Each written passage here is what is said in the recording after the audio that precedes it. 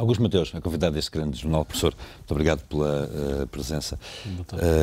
Há de facto aqui uma preponderância da flexibilidade em detrimento da segurança?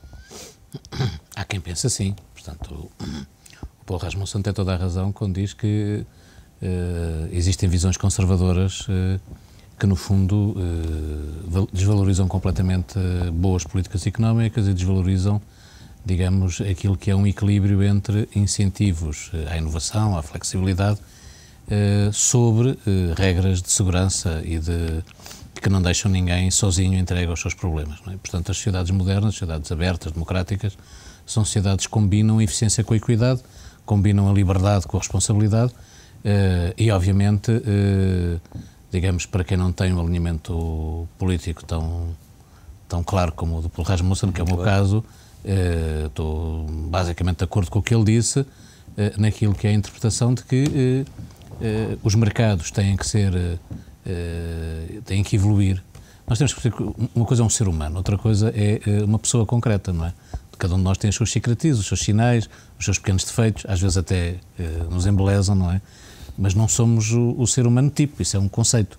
Os mercados reais são como os seres humanos, têm cicatrizes, uns são os melhores, outros são piores, não funcionam particularmente bem, têm falhas, e por isso é que é importantíssimo ter regras que regulem os mercados e que permitam que eles se orientem do ponto de vista de equilibrar da melhor maneira eficiência e equidade. Ora, o caso português é um caso em que nós temos, como tenho insistido, um conjunto de problemas estruturais que exigiriam um conjunto de reformas a sério, não propriamente uns papéis em que a gente diz reforma estrutural 1, escreve uma coisa num papel, reforma estrutural 2, escreve uma coisa... Não é isso.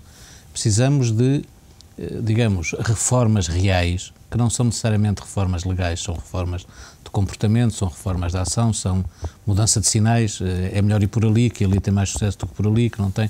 E, portanto, obviamente não é tempo em Portugal para aventuras nem para desequilíbrios.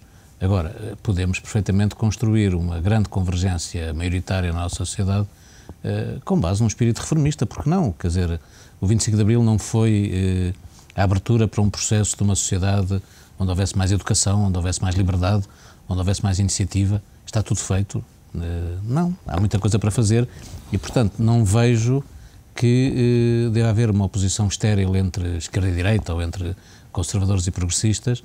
Parece-me que o bom senso em Portugal deve reconhecer que nós temos problemas graves e que uma parte desses problemas graves só pode ser resolvida com um melhor funcionamento dos mercados, com melhores políticas públicas, com mais iniciativa, com mais eficiência e, obviamente, a rede de segurança num conjunto de bens e serviços públicos providos aos portugueses com eficiência, um conjunto de regras que não deixam ninguém sozinha e que permitem às pessoas correr riscos são absolutamente fundamentais para nós resolvermos os nossos problemas. Há pouco acompanhámos aqui em direto na primeira hora do grande jornal a apresentação de um pacote de medidas exaustivas e detalhadas pelo Fórum para a Competitividade destinadas a retirar aqui o país da crise. Enfim, algumas dessas medidas passam por renegociar eventualmente a dívida com os principais credores, caso cheguemos aí, impor obrigações constitucionais para a consolidação orçamentais, subsídios de Natal e férias pagos em títulos de dívida a 5 anos, tanto para o setor público como para o setor privado, aumento do IVA e isenção das contribuições para a segurança social, a tal, de certa forma, uma desvalorização fiscal, não é? Sim. Flexibilização dos despedimentos individuais, subsídio de desemprego por um período máximo de 6 meses, uma eventual mexida na lei da greve, com as greves votadas por voto secreto, como acontece na Auto Europa, se não estou em erro. Este pacote de medidas... Eu não conheço em detalhe. Obviamente. Ouvi agora. Obviamente. Eu creio que algumas dessas são medidas com as quais eu não concordo, por isso simplesmente, outras com que eu concordo e outras nem sim nem não. Tem um erro que é, nós não precisamos de uma confusão de medidas. E sobretudo, há certas coisas que são estruturais, tratemos as que são estruturais, e há certas coisas que são conjunturais, tratemos as que são conjunturais e não misturemos. Isto é, nós precisamos de menos rigidez prática no funcionamento do mercado de trabalho. Eu tenho insistido que precisamos de algo que no fundo seja o mercado de trabalho tem que ser seguro como é, do ponto de vista de proteger os mais fracos. E, portanto, do ponto de vista daquilo que é a flexibilidade externa, seguindo aquilo que disse o Paulo Rasmussen, os problemas de segurança aí devem ser garantidos. Ou seja, no mercado, em geral, uma pessoa menos educada, uma pessoa com menos anos de escolaridade, uma pessoa com menos mobilidade, uma pessoa que vive num sítio com menos oportunidades de emprego, deve ser protegida por regras de segurança. O mercado de trabalho não deve ser selvagem, não deve ser desequilibrado. Dentro das empresas, o mercado de trabalho, chamada flexibilidade interna, é absolutamente crucial. Portanto, nós temos que ter carreiras profissionais mais abertas, mais móveis, as pessoas têm que fazer mais coisas ao longo da vida e, portanto, desse ponto de vista, acho que é preciso continuar uma linha que já foi aberta de melhoria da regulamentação do mercado de trabalho, sem cataclismos nem terremotos, não é tempo para isso, mas com muito menos rigidez do que temos e com muito mais variedade. Há pessoas que querem trabalhar a horário completo, há pessoas que querem trabalhar a tempo parcial, há profissões em que se pode trabalhar para várias entidades, porque são profissões mais abertas, há profissões em que é preciso dedicarmos a uma única entidade. Portanto, é preciso diversidade, flexibilidade e segurança, e isso bem articulado. Separando o que se passa dentro da empresa do que se passa no mercado de trabalho, que são coisas diferentes.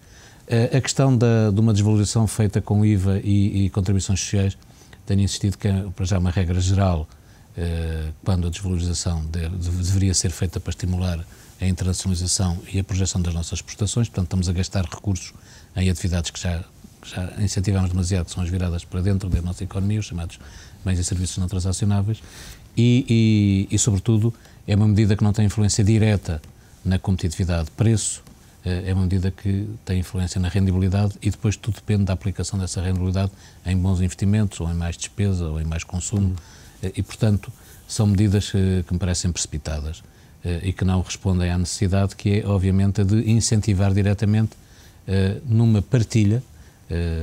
Falava-se de negociação coletiva e bem, eu posso negociar ao nível da política económica com os investidores, com as empresas, a partilha em termos fiscais do seu sucesso em termos de aumento das exportações, aumento do lucro associado a essas exportações, a sua utilização na capitalização das empresas, na formação dos trabalhadores e dos quadros, na investigação e desenvolvimento, na inovação.